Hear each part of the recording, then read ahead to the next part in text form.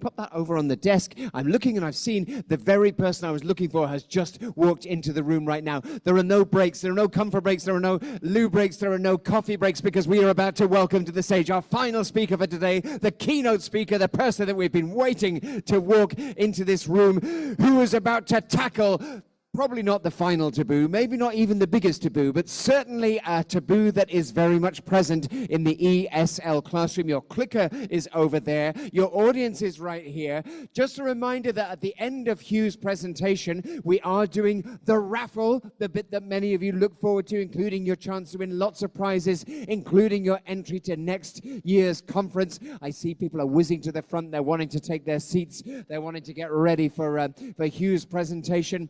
A final reminder, of course, that booksexpress.ro, you've got your 25% discount online and in person. And of course, all of our partners are going to be continuing to welcome you warmly to their stalls.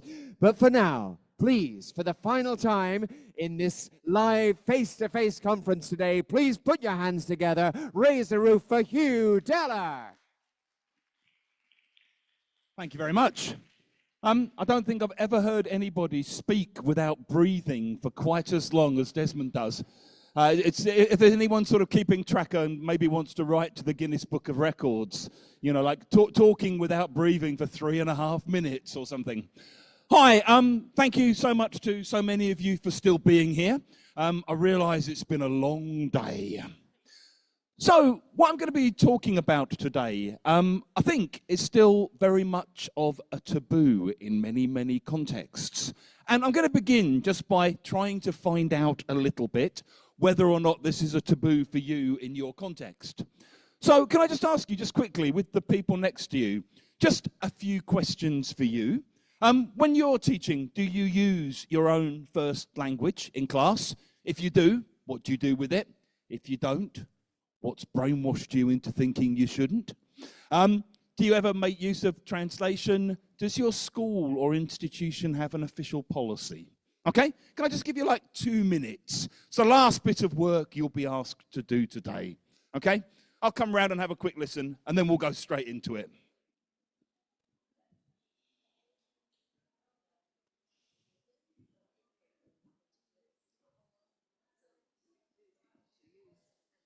You do?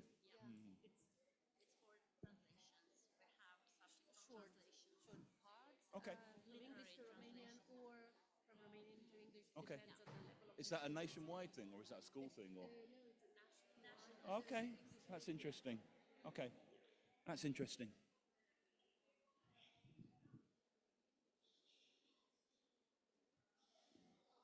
Carry on.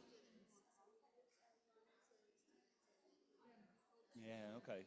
And does it ever come up with the higher level students? Do they ever have things where they sometimes kind of go, teacher, how do you say blah, blah, blah, blah? Yeah, okay. Like just in the spur of the moment. Yeah.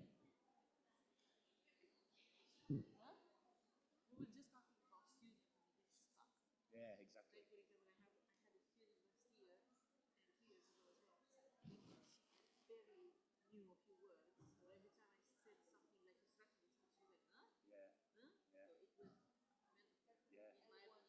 I mean, for me as an elementary learner, there's no way I would choose a teacher who didn't also speak English. I would absolutely need someone who speaks my language as well.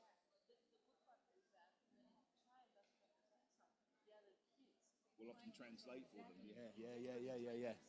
Yeah. Yeah. Okay, can I stop you there? Can I... Sorry. If it doesn't kill you, it will make you stronger. Can I just ask for a quick show of hands in the room? Is there anyone here who never uses first language in class? One shy hand over there in the corner. In which case, maybe I'm not so much tackling a taboo as I thought I might be, which is quite interesting.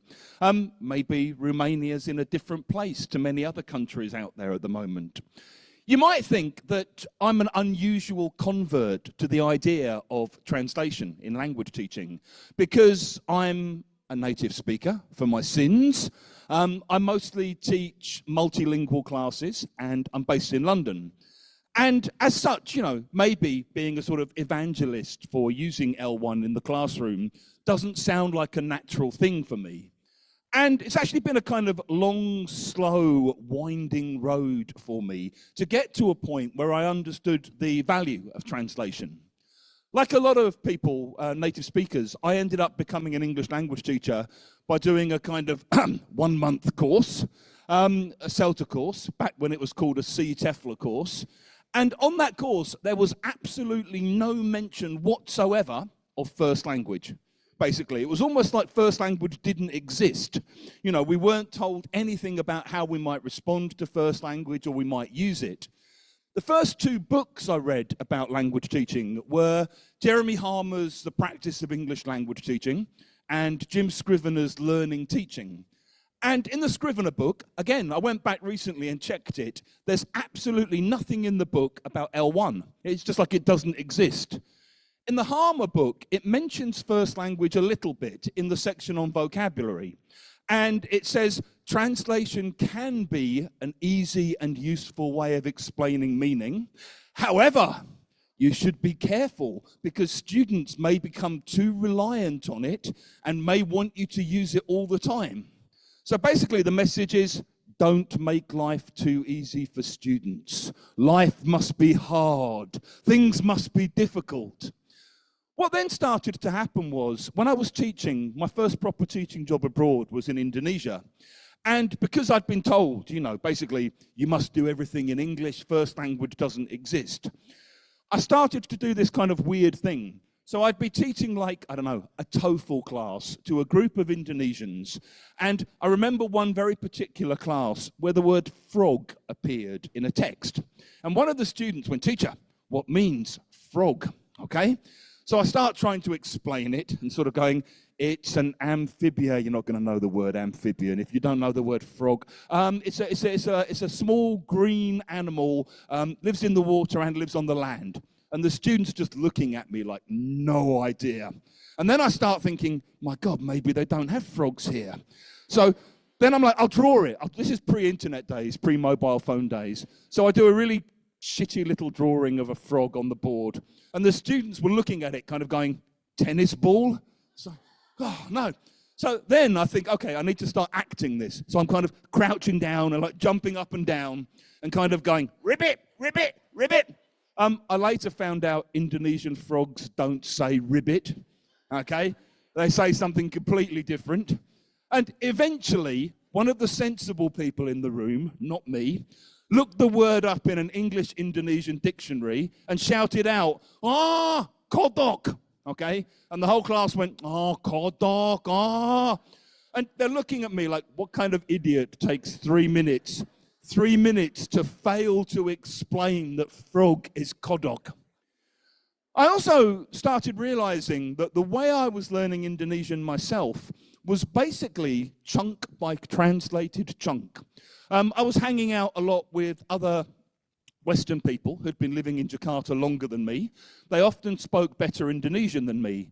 And sometimes I'd hear them say things, and I would say, "What does that thing you've just said mean?" And they would say the English version, and I'd write it down and think, "Oh, that's useful."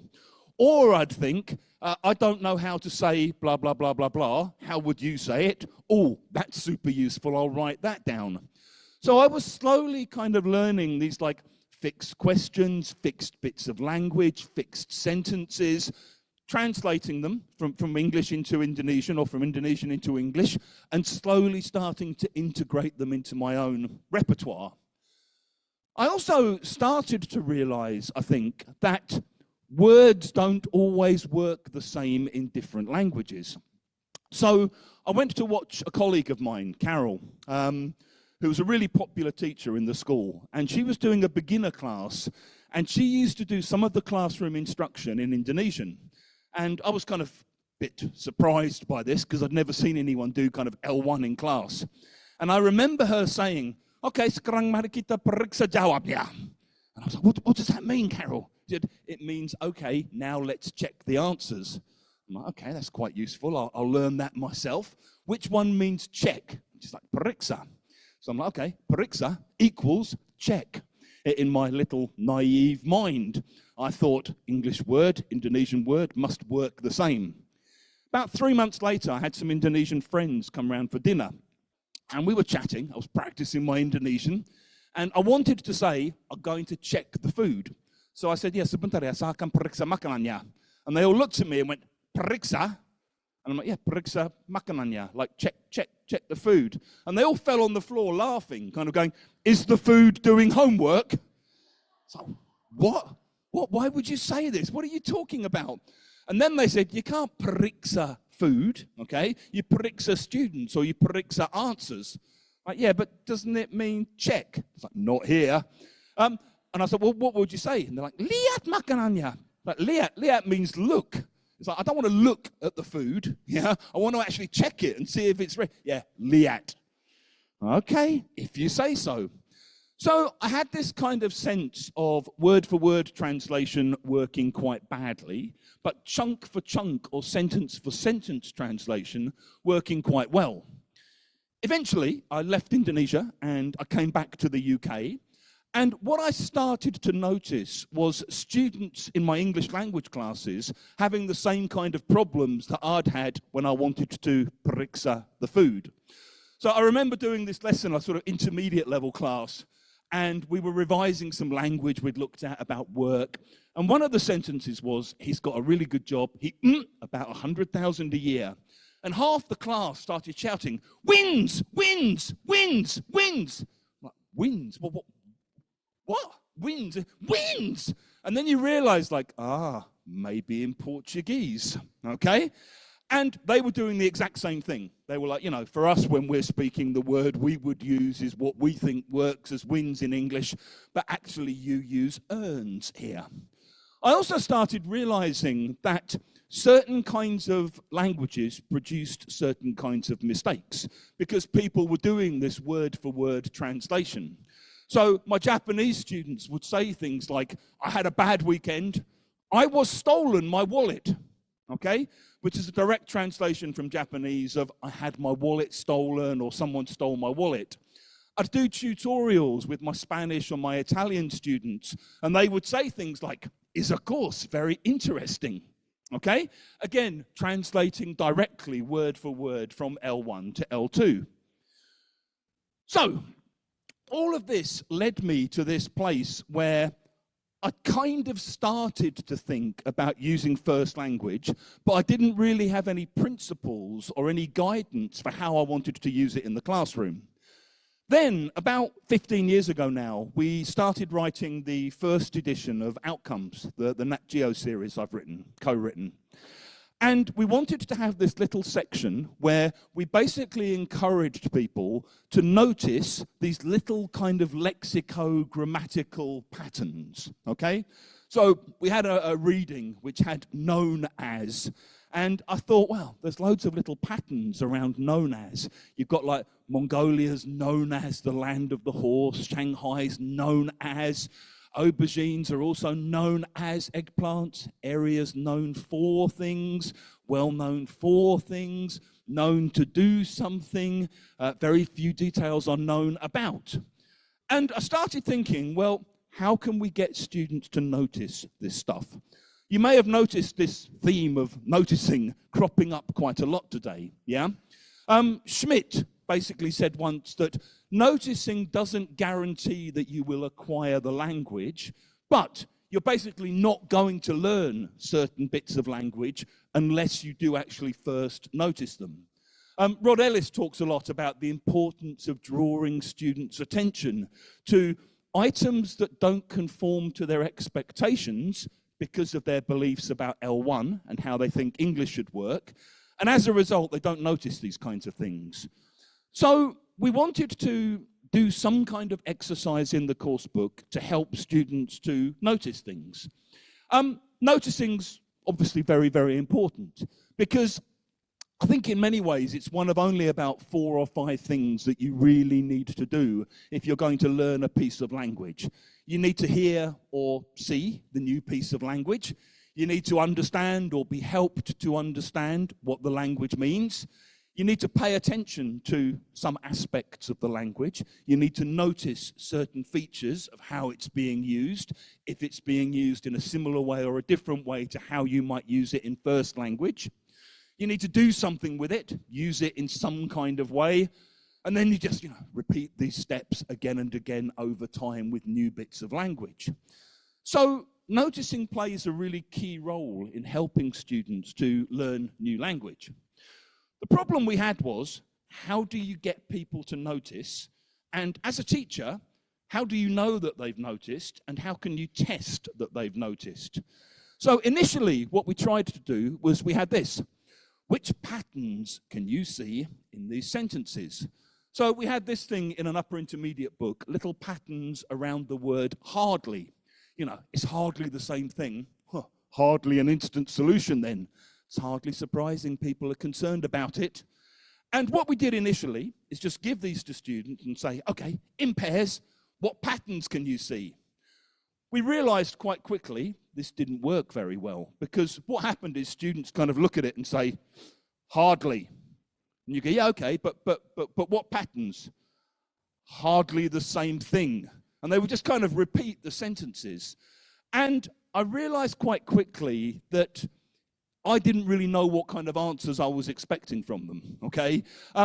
Even if you notice particular patterns, it's hard to verbalize that, it's hard to articulate that. You can't then tell as a teacher whether that noticing leads to production, because there's nothing there that helps you see whether you produce things or not. So I then had this idea that maybe what we should do is this kind of two-way translation, okay? And we'd see how that worked. And we then had this rubric, which is write the sentences in your language, translate them back into English, compare, did you manage to write the same thing or different? Can I just ask you very quickly with the people next to you, imagine you're translating, 6 sentences into Romanian, okay? And then translating them back into English. What kind of mistakes might your students make in that process, okay? Give you just a couple of minutes to think about that. So think about how you'd translate them in Romanian, what mistakes you might make if you're translating them back badly, word for word.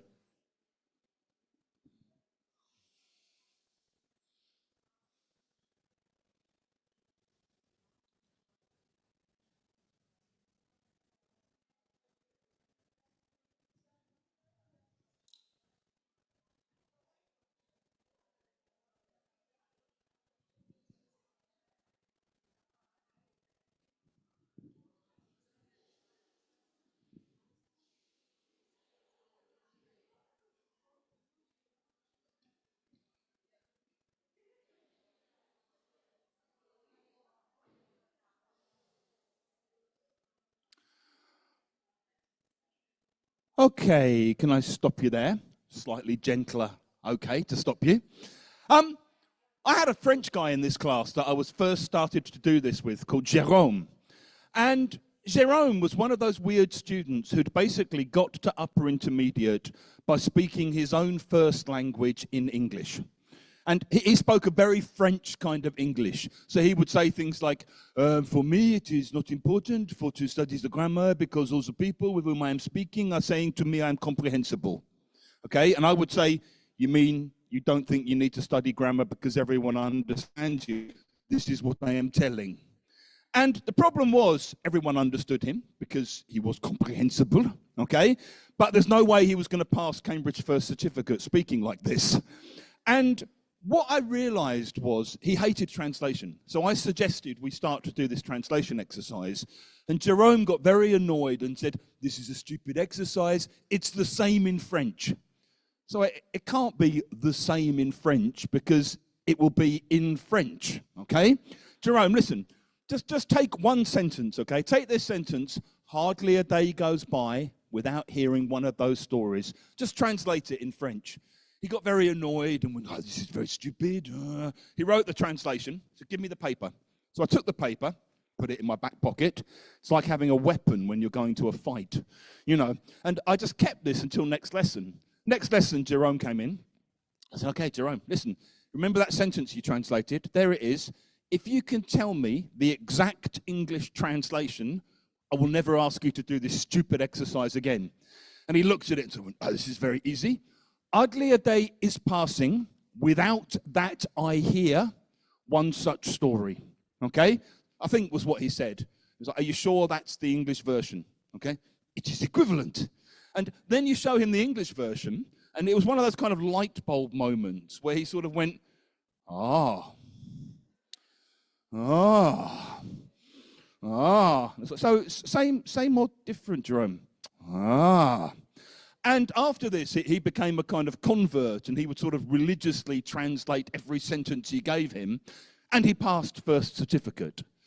And I think what this does, this kind of process of two-way translation, is it catches students doing what they do anyway, which is hearing things in English, seeing things in English, understanding them, being able to connect them to what they already know in their own first language. But then when they come to produce the English, they basically translate word for word. And what you're doing is you're kind of catching that and making them notice and pay attention to it. So I then started thinking, well, given that this works so well, why isn't translation used more widely? Okay? Why do so many teachers, particularly non-native speaker teachers around the world, resist translation? Why do we have this belief that all language teaching has to only be in English? And I think the answer to that is a kind of long historical answer. I think part of the answer is there's still this kind of ongoing backlash against grammar translation. Right up until the end of the 19th century, as you probably know, grammar translation was the kind of dominant model of language teaching. Based very much on the teaching of Latin and the teaching of Greek, the emphasis was on translating in and out of English literary historical texts. You had to learn lots of grammar rules, you had to learn endless bits of vocabulary, and then you had to translate all these texts, either into or out of English. Very, very little speaking practice, very little emphasis on fluency and actually being able to speak the language. This was then replaced by kind of methods developed in France and in Germany, the direct and natural methods, which basically placed all the emphasis on spoken language, all the emphasis on only using the language that you're learning. Translation was completely kind of forbidden. And what then happened was, when you had the first huge chains of language schools, like Berlitz, this became a kind of codified way of teaching. The belief was you had to have native speaker teachers, okay? You had to only speak in English. Translation was a sackable offense in the early Berlitz schools. And I think that led to this kind of pillars of practice that still haunt us in some ways. This idea that the language classroom should be monolingual. This idea that somehow the way you learn English is the same as the way you learn your first language, which, you know, when you think about it, is a crazy idea. You know, you learn your first language, you have years and years and years of exposure every day in meaningful contexts with people who love you. You know, yeah, that's the theory, yeah? You know, when you're learning a second language, it's obviously very, very different to that. You've already got one language that you can compare things to. It also led to this idea of native speakerism, this privileging and prioritizing of native speakers, this idea that the ideal language teacher is a native speaker, often a monolingual native speaker who's done a 4-week CELTA course and has never actually learned a foreign language themselves, yeah, but wants to come and tell you how to learn their language, which is a really weird idea when you think about it. And it also sort of just fails to take into account the fact that around the world, the vast, vast majority of English language teaching happens in monolingual classrooms with a bilingual teacher who speaks the same first language as the students they're teaching. You know, that's the norm for language teaching around the world. You're the norm. I'm the weird exception. You know, I'm kind of the freak in this situation. And it also leads to this kind of absolutism, this kind of absolute belief that the only way you can learn and teach a foreign language is by never using first language. I think what then happened was You then had these more kind of humanistic and communicative approaches. You had the audiolingual method, then you had task-based learning, you had communicative language teaching, and basically all of those methodologies perpetuated this state of affairs. They were basically interested in L2 communication, English language communication, didn't really talk much or think much about use of first language. There were some weird exceptions. I don't know how much you know about community language learning. It was a very interesting little experiment that happened in New York in the 60s and 70s, mainly working with Latin American immigrants into New York. And they would basically sit in a circle and they would have kind of helpers who also spoke their first language. And you'd try and express yourself in English, and the helper would reword things, rephrase things for you. If you get stuck, you can say it in first language, Spanish for most of these people, and the helper would go, yo entiendo, and then they'd give it to you in English again. So the first language was seen as a resource and as a bridge, but that was a rarity among kind of communicative methodologies. What basically this led to is this kind of current climate that I think is often out there with a fear of translation. I hear it a lot from teachers, you know, if you allow students to use their first language in class, oh, it's the beginning of the end. They'll end up using L1 all the time. You'll never be able to get them to use English. Oh, translation in language teaching, it's a very complicated skill. Only certain very intelligent students are able to do this kind of thing. Learners might not see the value of translation. Learners might find it really difficult. It's too hard to set up. It's too hard to do in the classroom. You need really motivated students to use first language. You know, teachers need to have a good knowledge of the student's own first language and culture. You can't do translation in multilingual classes, and so on, and so on. And I think actually all of these ideas lead somewhere quite dark and quite unpleasant, which is this. I went through an American airport last year, and when I was going through the States, it was really scary because in the airport, okay, in the airport, international airport, the #1 best-selling book was a book called Hispanic. Why Americans Fear Hispanics in the US. I mean, you know, obviously a lot of Americans are Hispanic in the US. So presumably it's not Hispanic Americans who fear Hispanics. It's monolingual, non-Hispanic Americans who fear the fact that there may be fellow citizens who also speak a foreign language. And you know, you get this fear everywhere. Quick interlude, apologies for this story. I was on the tube last month in London, and there were 3 young Muslim girls on the tube talking in Arabic. And there was a very drunk white English woman sitting here looking at them. And you could see her getting quite annoyed, and she was looking at them, and they were aware of the fact she was looking at them. And in the end, she went, "What are you talking about?" And they were actually London girls, okay? They just basically turned around and said, "We're not talking to you. I just want to know what you're talking about." One of the girls sort of shrugged and went, "Oh, if you really have to know, I was telling my cousin I'm having a really bad period this month, okay?" And the woman sort of looked really embarrassed and went, "Oh, I thought you were talking about me." And it's like, this is what happens when you live in a kind of monolingual world, that you start imposing your own paranoias onto anyone who speaks another language that you don't speak. Also, on sale in a clothes shop in an international airport in the United States last year was a sweatshirt that said, "Speak English or die."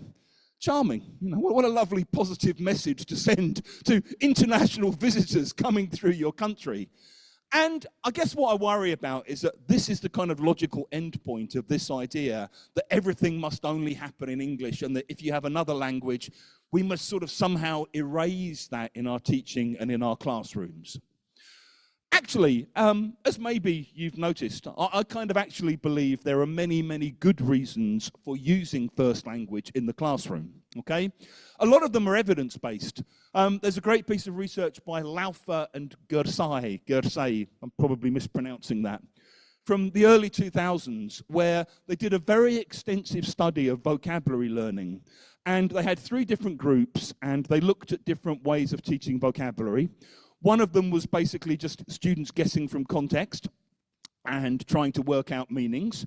One of them was students being given explicit explanation in English and an extra example of the vocabulary.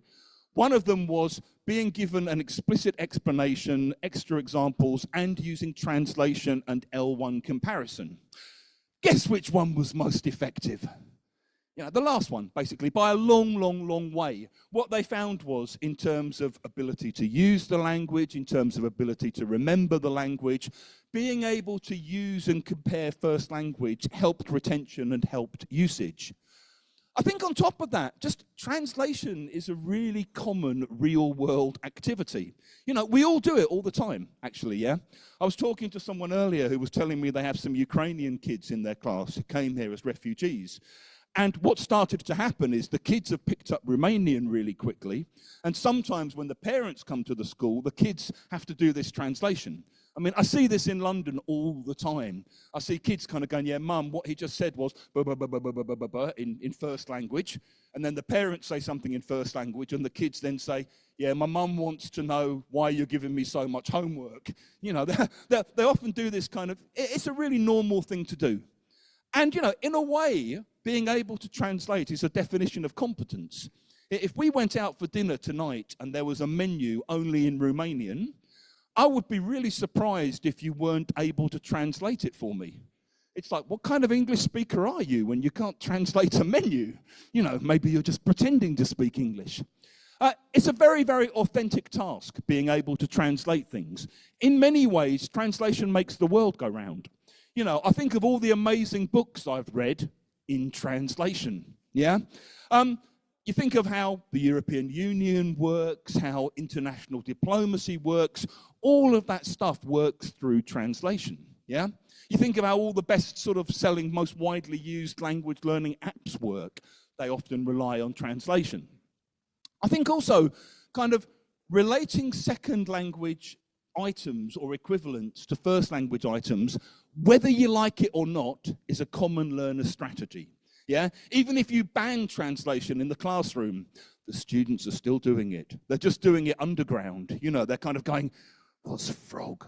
I looked it up in the dictionary. It's kodok. Okay, don't tell him we translated. That's really what's going on in the classroom where you're banning it. I think it's actually more student-centered, using translation, particularly maybe for younger learners and particularly for lower level learners.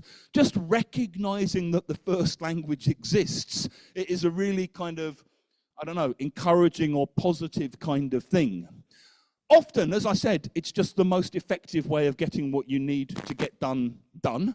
If I'd known back then that it was okay just to say frog in Indonesian, kodok, I would have saved 3 minutes of embarrassment and hopping around a classroom. When I was young, I used to imagine that when students told me, you're a very dynamic teacher, I used to think it was a positive thing. Now I realize what they mean is, we don't really understand much of what you're doing in the classroom, but we really enjoy watching you hop around like an idiot. It's the highlight of a long, stressful day. In a way, all explanation is a form of translation, okay? When I'm saying a frog, it's a green animal that lives in the water and on land. I'm translating it into a kind of simple English definition. I'm avoiding the word amphibian. When I'm doing a drawing, or nowadays showing a picture on a mobile phone, you're basically translating the meaning into a visual definition, yeah? So, in a sense, all of those things are a kind of translation anyway. So to deny yourself the full translation just seems like a very perverse idea to me. Some other arguments in favor of using a little bit of translation in language teaching. Henry Widdowson made this point about monolingual teaching and said it basically profoundly misunderstands the way that learners relate to L2. At the moment, I speak one language very well, which is my Indonesian, and I'm learning Ukrainian at the moment, or trying to. Ukrainian's not making it easy for me to learn. Anytime you ever have a student who tells you English grammar's scary, yeah, you think so? Yeah. Hey, look, 7 different cases for nouns. You know, that kind of madness.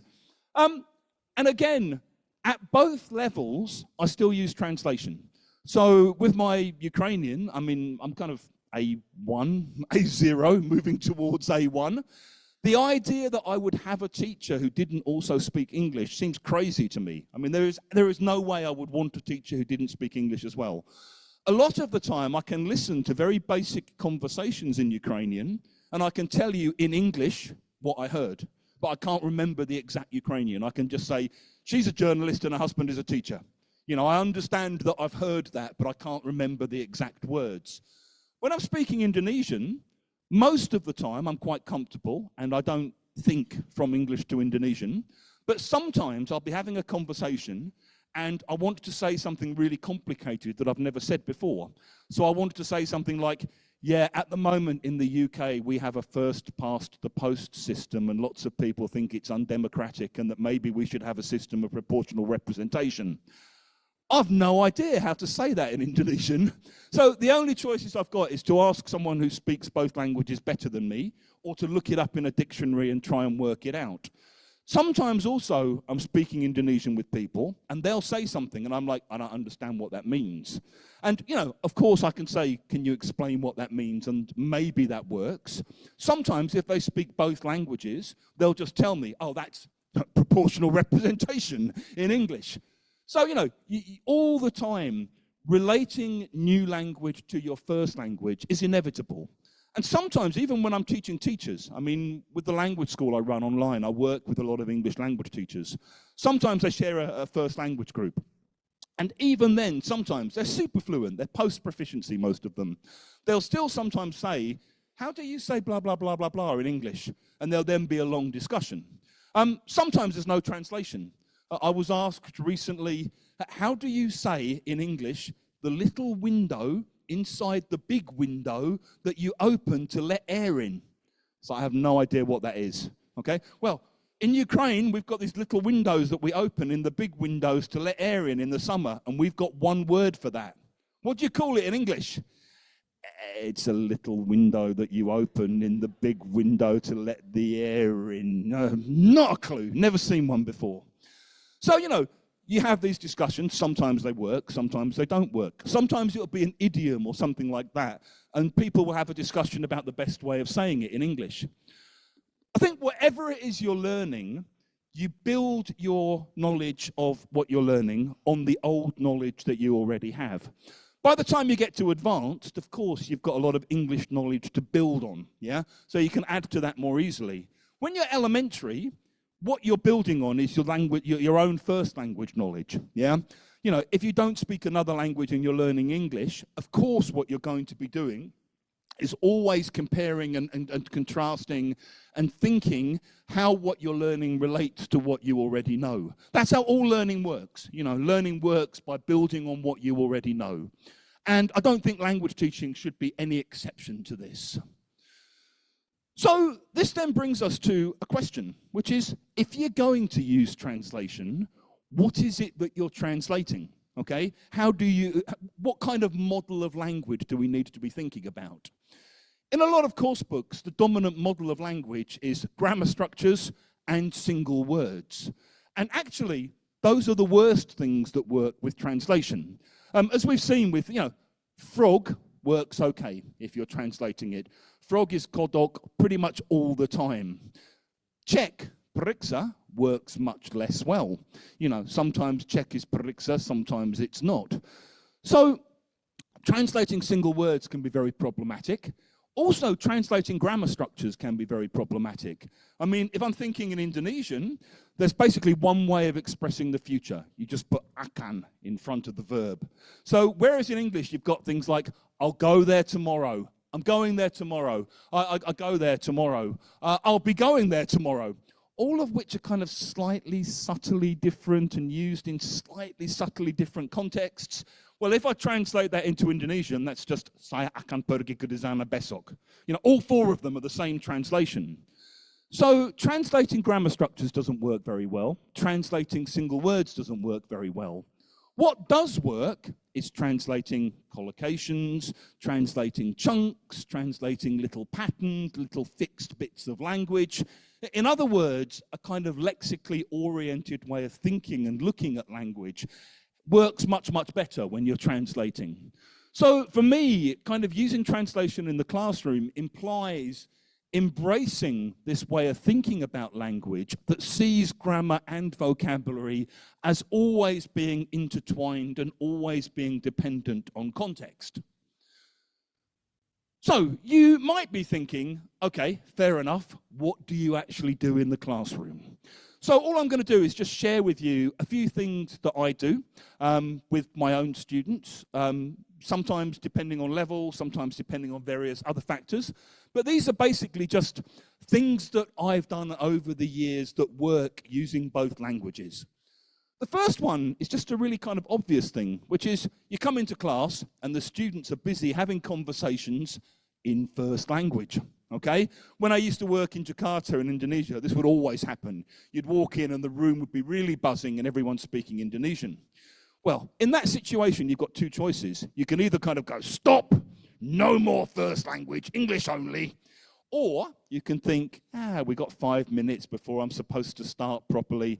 Okay, just quickly, in pairs, either say or write down the conversation you were just having in English. Okay, and you just work from where they are. And then what you do is you're going round and you're helping them and you're kind of going, oh yeah, here, this bit, yeah, should be present perfect, that bit, yeah. Oh, here, yeah, I know what you mean. You were thinking blah, blah, blah, blah, blah in our language. Oh, that's blah, blah, blah, blah, blah in English. So just kind of working from them, that's an instant kind of lead into the class. Students who come late and they kind of look, what's going on? You missed this bit because you're 5 minutes late. We're just looking at how to have conversations you already enjoy having in English. Other things that you can do is when students lapse into L1 during speaking activities, rather than sort of punishing them or telling them not to do it or telling them to try to do it in English, just make a note, mental note, a board note of where they were using first language, and then later, when you're giving the feedback, you come back and you say, heard some really interesting things. This story you were telling about the car accident that you saw, and you were saying in Romanian, blah, blah, blah, blah, blah. Anyone know how to say that bit in English? It's like this here. And again, it's just kind of accepting that students, in a way, the use of L1 in those contexts is a good thing because it means the students really wanted to communicate. The students were trying to use all the English they had. The people they were talking to were like, what happened next? I don't know how to say it in English, but it was blah, blah, blah, blah, blah. Yeah? If you're a bilingual teacher, you have this kind of superpower that you can act as the bridge and help them get to the English for saying that. Sometimes what you can do is where you know that words work differently from one language to another, you can do this kind of contrastive analysis. So say you take a word like responsible, okay? I noticed quite early on in my teaching that a lot of Spanish speakers, and I don't know if it works the same in Romanian, would say things like, I am the responsible of hire and fire, okay? They would make it a noun, and it would be the responsible of something. And when you see the word, responsible in English, if you're a Spanish speaker, you just think, responsable. It's the same. It's equivalent. Well, the meaning's the same, basically, but the way it works is very different. So what you might do is to kind of go, so if you're responsible, responsable, but in English, you're responsible for hiring and firing. In Espanol, you do it like this, And you can just do that yourself because you will know this is a common trap, this is a common kind of L1, L2 hole that my students might fall into. Sometimes I think if you've got students who have to do translation outside of the classroom, let them bring in the things that they have to translate. I mean, for some students, translation is going to be the main thing they do when they're using English. They may be working in companies where the boss kind of goes, you speak English, don't you? Tell me what this says. And they just give you this thing and you have to summarize it. Or they'll say, we've got some German guy visiting who doesn't speak Romanian. You speak English, go and talk to him. Go, just be nice to him and tell me what he says afterwards. For lots of people, that's the reality of their working life. So if you're working in a kind of ESP context where students need to translate things, use that material. I realized this the hard way. When I first started teaching in Indonesia, I was sent out 2 times a week to this factory in the kind of remote suburbs of Jakarta. I used to have to get on the back of a motorbike and go out there in the 33-degree heat wearing a suit because it was a business English class. And I was using the Cambridge English course back then, 1993, 1994. And it had things like, the cheetah is the fastest animal in the world. Mount Everest is the highest mountain in the world. And I just remember the students being completely like glazed over with this and bored out of their minds. And about 3 weeks in, they kind of pushed forward the leader of the group, who said to me, Hugh, listen, we like you, we like your classes, but we don't need to tell anybody what the fastest animal in the world is. It's not what we need English for. So what do you need English for? And they pulled out this huge manual, which was a Yamaha motorcycle maintenance manual, about 180 pages, and said, we just need to understand this. Okay? That's basically all we need. That's it. You don't need conversational English. You don't need any. We just need this. And this is when I realized, okay, so this is the course book now, basically. And what I then ended up having to do was to kind of, we'd do some translation stuff. They'd label it in Indonesian. Then we'd do a kind of gap fill. We'd label it in English. They'd do bilingual translations of the whole things, work with what they really need to do and work with, their own problems. But you can also do things like this. This is something we do in Outcomes Intermediate. Based on a very common experience I've often had around the world, where I go to a country and we go out for dinner and there's no menu in English, and you sit there and kind of go, what's this? And people say, mushrooms from the forest. So aren't all mushrooms from forest? It's mushrooms, basically. What's this? This is the pig jumped over the garden fence. What does that even mean? It's pig. Okay, thank you. You'll have a lot of fun sometimes translating these things. So basically this exercise is, in pairs, in your own first language, you write a typical menu for your country, okay? Then you put the students in pairs and you say, okay, you're the local, you're the idiot tourist, you're out for dinner in English, you've got your menu. Idiot tourist, you don't understand anything. Local, you have to explain things to people, okay? So the idiot tourist, like, what's this? And you go, so that's a kind of seafood dish, okay? What's this one? That's chicken with mushrooms from the forest, okay? And basically, you can just do it like that. And that's a very, very real world kind of activity that many students may end up having to do in their kind of professional lives. I think you can also sometimes do single word translation if you're looking at the single words in context, okay? So maybe you're doing a low-level class, you're looking at basically vocabulary for talking about life in a particular place. You begin by giving them all the sentences with the language there, and the task is just in pairs, translate the words in red. Well, inflation is always going to have one fixed translation, right? That's going to be the same word. Low, well, low may vary. You may not translate it as low. You may not have the same word for a low bridge as you have for low inflation. Maybe you do. By thinking about the meaning of the words in context, you're doing that. So, unemployment, probably one fixed particular translation. Strong, well, maybe strong currency isn't the same word that you use for someone being very strong, yeah, or strong alcohol or whatever. Maybe you've got different words for that. So by thinking about translation like this and looking at single words but fully contextualized, you're forcing the students to kind of pay attention to the language around it and the way that that affects the meaning. And they then just do a little discussion, which ones show the economy is doing well, which ones show the economy is doing badly. In the same kind of way, you can basically get them to kind of guess the meaning of the words in red and then translate them. And then they can check them online or they can check them in the vocabulary builder. So with things like, these shoes are really good quality, they really last. Well, last can mean lots of different things in English. In order to understand that here it's a verb rather than an adjective, you need to look at it in context. If you speak the same first language, you can go through, you can check. Yeah, so how to say in Romanian, they really last? No, you've got the wrong meaning there. Yeah, it's this meaning over here. So again, you can kind of catch that false understanding and so on. Okay, what does that sign say? Sorry. Is that 5? 3? Okay. So I'll stop there. That's me told. Hopefully this makes those of you, the vast majority of you who do sometimes use first language in class, feel better about doing it. Hopefully it helps you to recognize that in many ways it's a kind of superpower you have, okay? If I was going to come and start working in Romania tomorrow, I don't have that superpower that you already have. It would take me years of living here and learning Romanian to be able to do what you can do intuitively and naturally. And I think it's something you should feel proud of being able to do rather than feel guilty of doing. Please do have a look at the outcome series if you haven't already. Check out all the things that are on offer there. If anyone wants a copy of the talk or you want to get in touch about anything, it's hugh@lexicallab.com. Please just drop me a line. Do check out the website we run, www.lexicallab.com.